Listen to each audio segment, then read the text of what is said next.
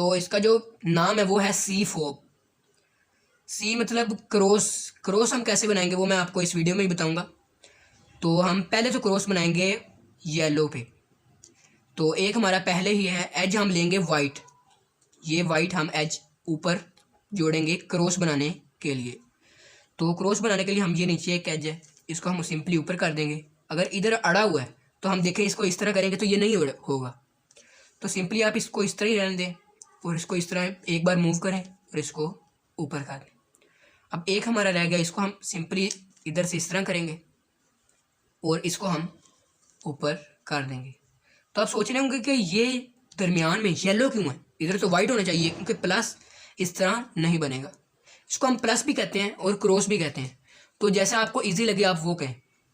तो दरमियान में वाइट लाने के लिए हम इसको सिंपली इस एज पीस को इसके साथ जोड़ेंगे, इस कलर के साथ। तो जैसे कि ये जुड़ चुका है तो इसको सिंपली इसको नीचे कर देंगे। देखें ये एक एज हमारे इसके साथ जुड़ गया। और आपने इस तरह नहीं करना कि सिंपली इसको इस तरह, फिर ये अगर इस एज को जोड़ के इसके साथ फिर नीचे करना है इस कलर के साथ। ये पहले इसके साथ मैच है तो इसको 2 बार नीचे कर देंगे। अब जैसे ये मैच नहीं है, इसको आपने इस तरह करके देखना है।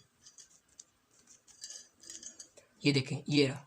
अब इसको आपने 1 और ये 2 बार नीचे से देखें, 1 2 और ये 3। इसको नहीं, कॉर्नर पीस को नहीं आपने देखना। हम सिर्फ बात कर रहे हैं इस वीडियो में एज पीस की, कि हमने प्लस कैसे बनाना है। तो अब एक एज पीस रह गया, तो इसको भी सिंपली वैसे जैसे आप पहले किए हैं, इसको भी इसके साथ मैच करके कलर को 1 और ये 2 बार नीचे, देख सकते हैं आप प्लस बन चुका है।